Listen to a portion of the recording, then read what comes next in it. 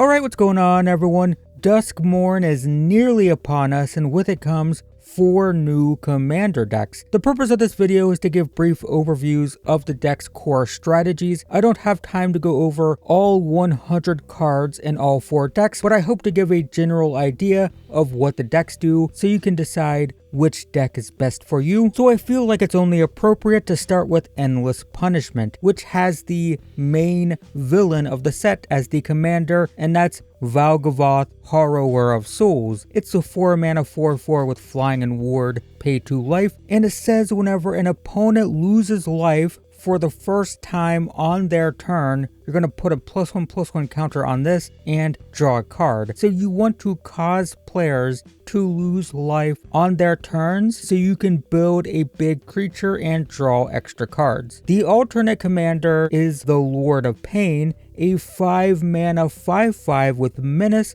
that prevents your opponents from gaining life, no life gain allowed, and then whenever any player casts their first spell on their turn, you choose a different player and Lord of Pain will deal damage to them equal to the mana cost of that spell. So basically, if someone plays a 3-drop, for example, you point to another player and say, you take 3 damage. If someone plays a 5-drop, you point to someone else and say, okay, well, this person's taking 5. So both of these commanders fall under the group slug category. Basically, you are going to be dishing out damage to all players equally and draining the entire table as quickly as possible. You will see this reinforced with cards like Cataract Parasite, Blood Artist, and Blood Seeker. The first deals 1 damage to any opponent when they draw, so long as you have a red permanent. The Artist drains 1 whenever a creature dies, and the Seeker will make essentially everyone pay 1 life whenever they cast creatures. Note that these work really well with your commander as they happen on your opponent's turn, right? They draw for turn, they take a damage from the parasite, that's going to get you a +1/+1 counter and a draw. Dealing damage on your opponent's turn is what you're looking to do, and there is a ton of this type of effect in the deck. You get Stormfist, Crusader, Rampaging Ferocidon, Fate Unraveler, all of which also constantly drain the opponent's life whenever they do anything, or specifically what the card says, but this is all throughout the deck. I mean, there's Falkenrath Noble, Massacre Worm, Bastion of Remembrance. I think you get the idea. Basically, every action that your opponents are going to take is going to deplete their life total and potentially give you extra cards. The deck also has some brand new additions for this archetype, like Gleeful Arsonist, Persistent Constrictor, and Barbed Flare Gremlin. The first will deal damage equal to its power to players when they cast non-creatures. It only has 1 power, but it has Undying, so it will come back with a +1/+1 counter and deal even more damage. The Snake makes everyone lose 1 life during their upkeep, perfect for your commander because that's on their turn.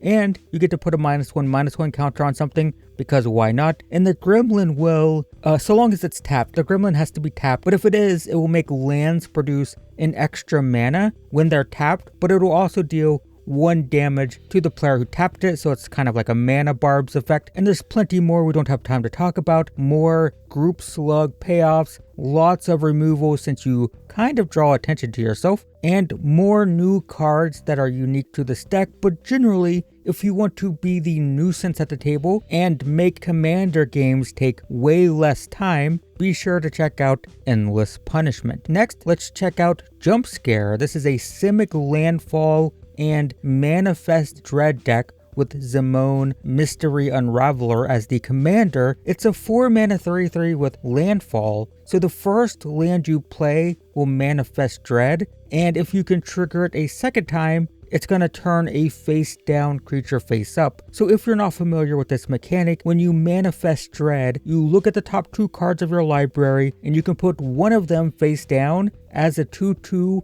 and the other goes to the graveyard. So you can hopefully pick the one that's a creature, and then Zimone can potentially flip it for free. And you don't need to flip it for free because you can pay its mana cost to flip it as well. The backup commander is Cayenne, Corrupted Memory, a 4-mana 2/2 that gets a +1/+1 counter whenever you draw. Then if its power is even, you can cast non-creatures as though they had flash, and if its power is odd, you can cast creatures as though they had flash. You are almost certainly going to be keeping Zimone as the commander, as the whole deck is built around triggering landfall and caring about face down creatures. Speaking of which, we have some face down matters cards like Whisperwood Elemental, Growing Dread, and Trail of Mystery. The creature lets you manifest every turn, and it can sacrifice itself to let all of your face up creatures manifest when they die, which is great in response to a board wipe. Growing Dread is not unique to this deck, but it is new with Duskmourn. It's going to manifest Dread when it enters, and then it adds a +1/+1 counter to anything that's turned face up. And Trail of Mystery,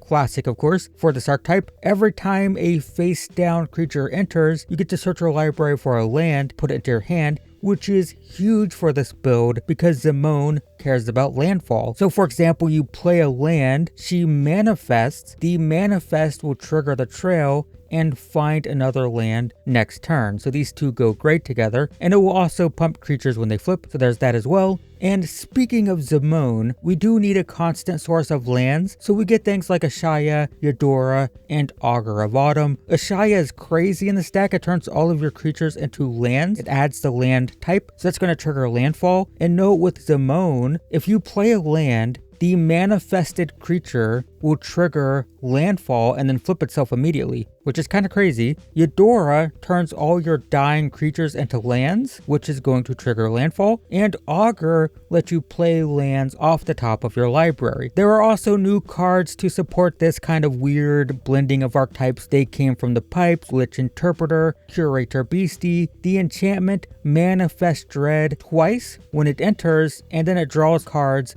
whenever a face down creature you control enters. So this means every land you play is going to manifest Dread, which is then going to draw, hopefully keeping you filled with gas and lands. Glitch Interpreter will manifest Dread and return itself to hand if you don't have a face down creature, and then it will draw a card whenever a face down creature damages an opponent. And the Beastie manifests Dread every time it enters or attacks, and it also makes all colorless creatures, those being your face down ones, enter with 2 +1/+1 counters, so now they're all 4/4s. And there's plenty more we don't have time to talk about. There's more face down matters cards. There's a lot of landfall and traditional like Simic landfall stuff that you're probably familiar with, because we do care about that. There's also just a ton of huge creatures because, you know, you can flip them for free, right? Zimone can find these on top, put them face down, then flip them for free. And you might have guessed, but there are more powerful new cards that are unique to this deck. But generally, if you want to go big on mana while manifesting your library, be sure to check out Jump Scare. Next up is Miracle Worker, an Esper enchantment / miracle deck with Animato Veil Piercer as the commander. It's a 4 mana 2/4 that lets you surveil 2 every turn during your upkeep, so right before you draw, which is important because each enchantment in your hand has miracle, where its miracle cost is its mana cost reduced by 4. So when you play this, it's not actually going to affect anything in your hand, but what it allows you to do is surveil 2, find an enchantment on top, draw it. It now has miracle, so you can reveal it as, you know, the card you just drew, and then cast it for its cost reduced by 4. So she filters and then lets you cast big enchantments for cheap. The alternate commander is the Master of Keys, an X and 3 cost 3/3 flyer that, when it enters, mills twice X cards, so whatever you pay for X, double it. Then each enchantment in your graveyard has escape equal to its mana cost plus exile 3 cards. So both of these care about casting enchantments, but ultimately this is a miracle deck, and it's an enchantment deck that isn't your typical Selesnya build, right? So that's kind of cool. So first off, we have traditional enchantment payoffs like Mesa Enchantress, Ondu Spirit Dancer, and Moon Blessed Cleric. The first draws whenever you cast an enchantment, and Miracle is a cast. The Spirit Dancer will create token copies of enchantments that enter once per turn, but once per turn you get to duplicate an enchantment. And the Cleric is interesting, so it tutors for an enchantment, but it puts it on top of the library. Now normally, you know, that'd be fine, it's less good than putting it into your hand, but you know, whatever. But in this case, the drawback is actually a plus, because with your commander, that means you can cast it for 4 less mana because you can Miracle it. So it's actually a benefit to put it on top. You can get a huge enchantment, cast it for 4 or less. And speaking of huge enchantments, since we're a blue enchantment deck, we get a lot of really big cool stuff like Extravagant Replication, Shark Typhoon, and one with the Multiverse, all of which can be discounted by 4 with your commander. So the first is going to create a token copy of another permanent you control every turn. Shark Typhoon makes flying sharks whenever you cast non-creatures, and the size of the shark depends on the mana cost of the spell. And one with the Multiverse lets you play lands and cast spells off the top of your library, and you get a free cast from anywhere once per turn. There are also new cards for this archetype like Redress Fate, Fear of Sleep Paralysis, and Ancient Cellar Spawn. The first will return all your enchantments from the graveyard to the battlefield, and remember, there are lots of enchantment creatures in the deck that will end up in the graveyard, plus your commander surveils. And also note this has Miracle, so you can cast it for much cheaper than its mana cost. The Sleep Paralysis Nightmare is an enchantment creature, lots of enchantment creatures in this deck, so it can be miracled, and when it or another enchantment enters, you get to tap a creature and put a stun counter on it, plus the Nightmare says that stun counters can't be removed. And the Cellar Spawn is another enchantment creature that says when you cast a spell, any spell, if you spent less mana to cast it than its mana value, target opponent loses life equal to the difference. So this means that every time you miracle something, you can make someone lose life. There's plenty more we don't have time to talk about. More enchantment payoffs, more enchantment creatures. There's also some powerful new cards unique to the deck. But if you're interested in playing an enchantment deck that is Esper instead of Selesnya,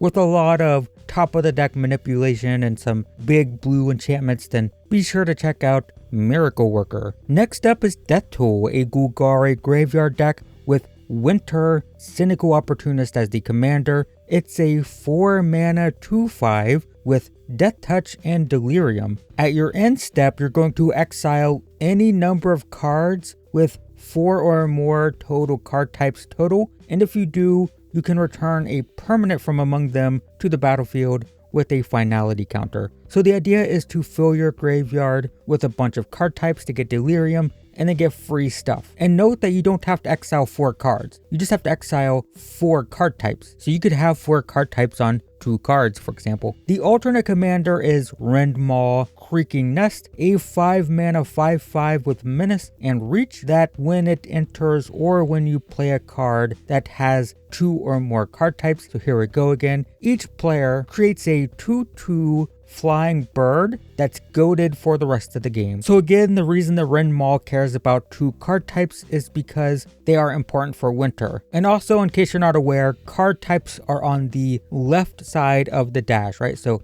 creature types don't count, but artifact creatures are 2 types. So let's talk about milling. The deck has things like Stitcher Supplier, Nyx Weaver, and Old Stick Fingers to fill your graveyard. The first can mill 6 total with just 1 mana. The Spider mills 2 every turn, and then it can sack itself to return something from your graveyard to your hand. And the Old Stick Fingers can mill a ton. When it enters, you pay X, and then it'll have power equal to the number of creatures in your graveyard, power and toughness that is. And all of these fill your graveyard so winter can reanimate. It's all about milling stuff into your graveyard, then exiling a small number of them, hopefully, to reanimate big things. And those big things are going to include stuff like Hornet Queen, Giant Adaphage, Titania. The Queen makes a bunch of Death Touch blockers or attackers because they have flying, but a bunch of bodies. Adaphage is huge and it duplicates itself every time it hits a player. And then Titania will let you play Forest from your graveyard, which is great because we mill, and then makes 5/3 elementals when you play Forest, which you can play from your graveyard.